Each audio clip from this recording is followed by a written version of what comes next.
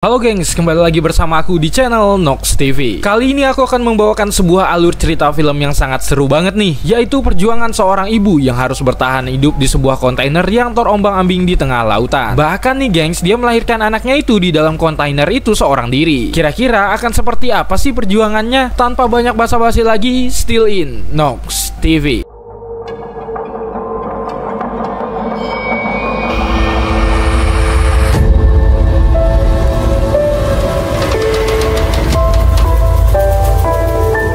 Di awal cerita, kita diperlihatkan negara Spanyol yang dikuasai oleh beberapa kelompok yang berkuasa. Mereka dengan kejam menghabisi siapapun yang menentang mereka, sekalipun itu adalah anak-anak.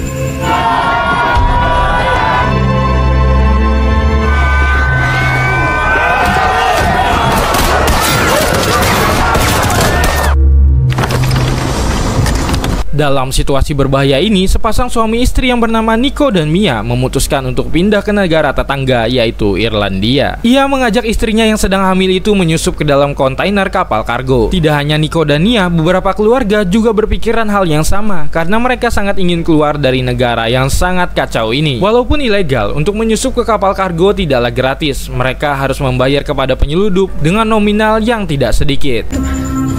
Venga, seguidme. Akhirnya keduanya berhasil masuk ke dalam kontainer bersama para warga dan para ibu hamil lainnya. Nico berharap kalau bayinya itu adalah seorang perempuan dan akan ia berikan nama Noah. Namun sebaliknya, Mia menginginkan seorang anak laki-laki yang mana jika besar nanti akan menjadi seperti ayahnya. Mirad dónde nos han empujado. Van a por los niños y las embarazadas.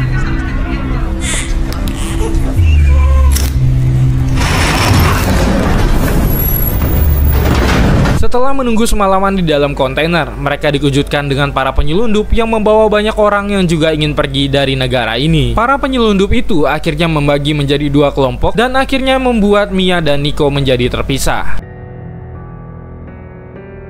Nico dimasukkan ke dalam sebuah kontainer yang berwarna hijau bertuliskan 107, sedangkan Mia berada di dalam sebuah kontainer berwarna orange yang bertuliskan No Here. Karena merasa sangat begitu takut, Mia pun menelepon Nico dan mengatakan dia tidak ingin ditinggal sendirian. Sebagai seorang suami, Nico mencoba menenangkan Mia dan mengatakan kalau perjalanan mereka ini pasti berjalan dengan lancar. Kemudian kedua kontainer itu akan segera dibawa ke pelabuhan, di mana di tengah jalan Mia menyaksikan pemandangan yang tidak mengenakan.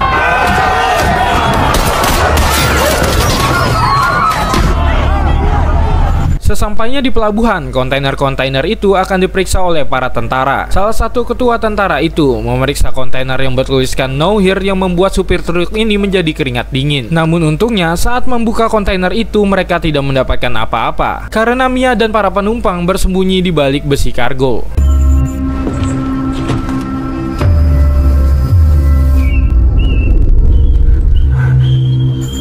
Namun tentu saja hal ini membuat ketua tentara ini menjadi janggal, karena harusnya ruangan kargo berdiameter panjang. Ia kemudian menyuruh anak buahnya untuk menembak di ruangan paling belakang dan ternyata benar saja ada ruangan lagi di dalam sana.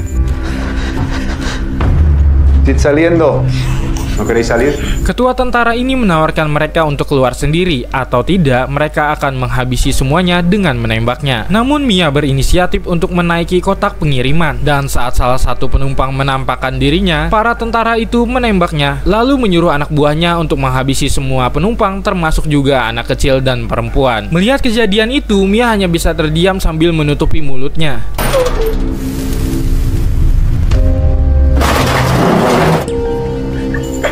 Hanya Mia seorang diri yang berhasil selamat karena dia bersembunyi di atas box pengiriman ini, dan keberadaannya itu tidak disadari oleh para penjahat. Selamat. Setelah dibersihkan, kargo tersebut diangkat ke sebuah kapal dan akan dikirimkan ke Irlandia. Mia yang sangat begitu khawatir dengan suaminya Nico mencoba untuk meneleponnya, tetapi tidak ada jawaban.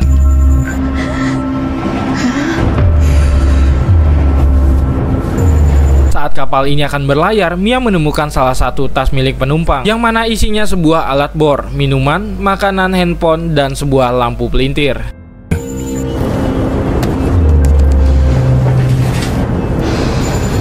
Di malam harinya, Mia mengalami sebuah guncangan yang sangat hebat, dan saat mengintip di sebuah lubang, ternyata kapal kargo itu dihantam sebuah badai besar. Mia berteriak meminta tolong kepada para penyelundup, namun tidak ada satupun yang mendengarnya. Sampai akhirnya, beberapa kontainer terjatuh ke lautan, hingga Mia terbentur lalu pingsan.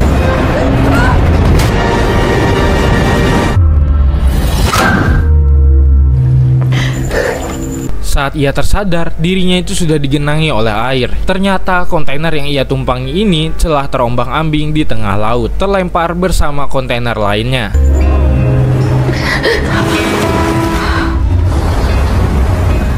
Tidak hanya itu, akibat benturan yang terlalu keras tadi, sialnya LCD handphonenya itu rusak yang menyebabkan tidak bisa dipencet lagi. Mia pun bergegas untuk mengambil handphone milik penumpang lainnya. Namun sayangnya, handphone itu memiliki kata sandi yang tentunya Mia tidak mengetahuinya. Namun tiba-tiba, sebuah air mulai masuk melalui lubang kecil. Mia pun bergegas untuk membuka kotak pengiriman untuk mencari alat agar bisa menambal lubang kecil tersebut. Tapi yang Mia temukan hanyalah Tupperware, hoodie, headset, LCD, dan juga TV LED. Ia juga menemukan pisau lipat milik penumpang yang mungkin dapat digunakan nantinya. Dan tiba-tiba, Mia juga menemukan lakban di sekitar kebocoran itu. Mia pun segera menutupi lubang-lubang itu menggunakan lakban, sehingga air tidak dapat masuk lagi meskipun itu hanya bersifat sementara. Mia menemukan buku catatan keluarganya, dan saat ia membuka untuk melihatnya, tiba-tiba ia mendengar suara jeritan. Suara jeritan itu ternyata berasal dari kontainer hijau 107 yang mulai tenggelam karena memuat banyak orang dan mereka terlalu begitu panik. Menyadari suaminya itu berada di dalam kontainer hijau itu, Mia mencoba mengganti kartu ponsel milik penumpang dengan kartu SIM miliknya. Namun saat ditelepon, Nico tidak mengangkatnya sampai akhirnya kontainer itu benar-benar tenggelam. Mia pun menangis histeris karena sadar jika suaminya itu tidak mungkin selamat lagi.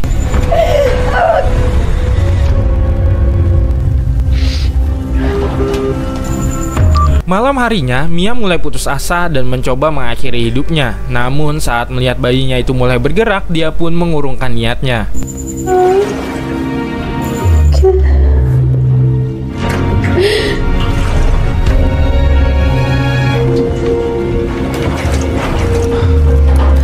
Setelah kelelahan, Mia tertidur dan saat terbangun, dia membuka sebuah box yang tergantung di atas sana. Dan saat Mia membukanya, ternyata isinya itu hanyalah setumpuk Tupperware yang membuat Mia kesal berharap isinya itu adalah makanan. Melihat hal itu, Mia tidak putus asa. Dia mengambil karet pada tutup Tupperware itu untuk menyumpal lubang agar air tidak masuk ke dalam. Kemudian setelah itu, ia mengambil selang pada TV LCD untuk menguras airnya yang mulai naik. Setelah itu, Mia juga menempeli beberapa catatan agar dia mengetahui sudah berapa hari dia terdampar.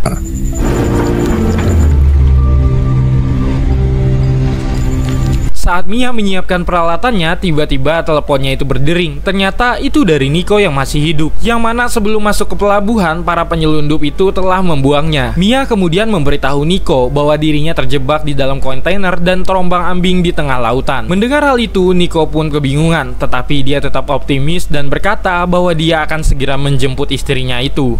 No. Eres la persona más fuerte que conozco y lo sabes. Voy a encontrar. Di malam harinya, Mia mendapatkan kejutan dari alam, di mana kontainer yang ia tumpangi ini melintas pada sebuah badai. Dan dalam situasi seperti ini, air tetubar Mia pecah dan dia mulai mencari posisi yang pas untuk melahirkan bayinya itu.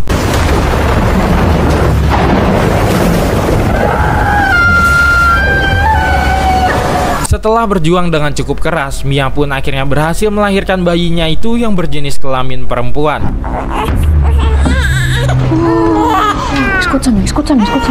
Pada hari berikutnya, Mia memutuskan untuk membongkar atap kargo dengan sebuah bor yang telah ia temukan itu. Namun suaranya yang begitu berisik membuat bayinya menangis, ditambah lagi air ASI Mia belum juga keluar.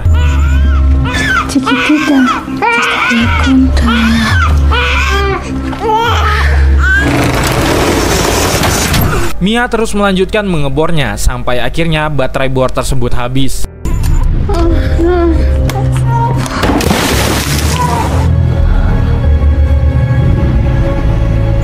Di saat itu juga, Mia terlihat sangat kesal karena handphone Androidnya tidak dapat mengakses pola. Saat ngamuk-ngamuk untuk meluapkan kekesalannya itu, Mia melihat pisau lipat itu terdapat sebuah gergaji. Ia pun menggunakannya untuk melanjutkan membuka atap kontainer yang sedikit lagi berhasil terbuka. Namun tentu saja cara ini begitu menguras tenaga, ditambah lagi persediaan makanan Mia sudah habis. Di malam harinya, Mia merasakan kelaparan yang sangat luar biasa, sehingga ia pun mencari ari-ari dari bayinya itu dan memutuskan untuk memakannya untuk menghilangkan rasa lapar.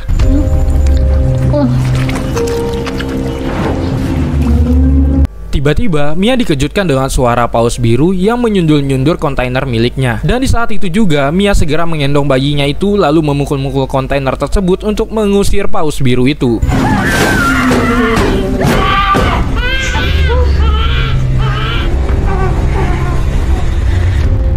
Di keesokan paginya, Mia kembali menggergaji atap dengan pisau lipat miliknya. Namun belum saja selesai, tiba-tiba pisaunya itu patah. Hal itu pun membuat Mia berputus asa untuk kesekian kalinya. Setelah itu, dia terduduk lemas dan tertidur di belakang box. Tidak lama setelah itu, ia terbangun oleh air hujan yang mengucur dari lubang-lubang yang telah dibuatnya. Ia pun tidak melewatkan kesempatan itu. Ia segera mengambil banyak Tupperware untuk menampung air hujan tersebut sebagai pasokan air minumnya. Ketika Mia mendapatkan kaleng makanan, ia mendapatkan ide cemerlang dari situ. Ia pun mengikatkan sebuah tali ke atap kontainer yang telah ia lubangi. Setelah itu, ia pun menariknya dengan sekuat tenaga seperti halnya saat membuka kaleng makanan tadi.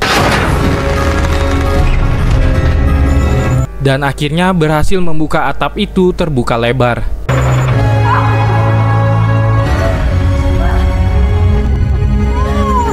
Ia pun segera mengangkat bayinya itu keluar dan akhirnya ia bisa menghirup udara segar dan terkena cahaya sinar matahari. Tanpa sengaja, saat Mia membuang kotoran anaknya itu ke laut, ia melihat bahwa kotoran anaknya itu dapat memancing kedatangan ikan. Dengan segera, Mia pun membuat tombak ala kadarnya dan melemparkannya ke laut untuk menangkap ikan. Namun usahanya itu hanya sia-sia karena tidak ada satupun ikan yang berhasil ia dapatkan dan hanya berakhir menghabiskan tenaganya saja. Tidak habis ide, di malam harinya Mia kemudian membuat jaring dari kabel-kabel TV. Setelah jaring tersebut jadi, ia kemudian menggunakannya untuk menangkap ikan. Dan ternyata cara ini berhasil.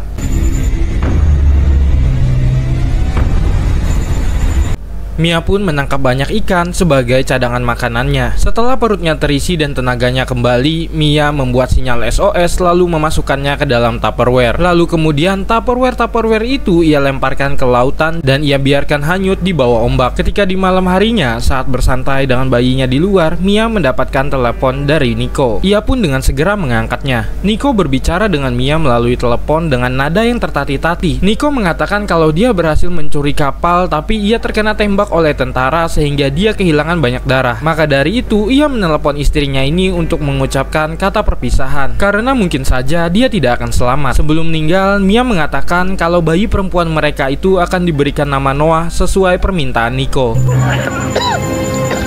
Que te apretabas el pie cuando estabas. Te tengo que contar un secreto siempre.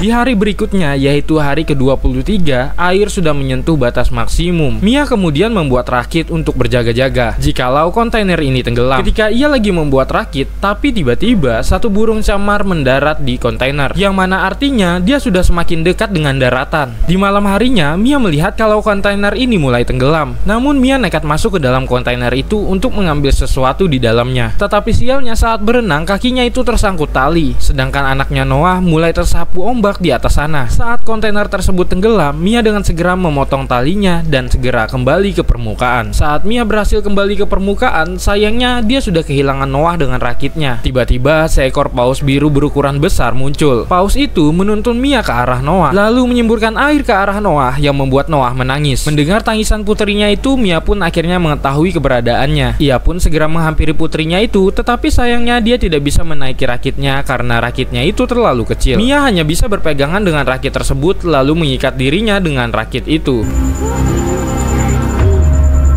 Di pagi harinya, Mia sudah sangat kelelahan dan kedinginan. Sebelum ia jatuh pingsan, ia sengaja membuang sisa-sisa ikan ke laut agar para burung camar mendekatinya. Pero nosotros sabemos que es verdad.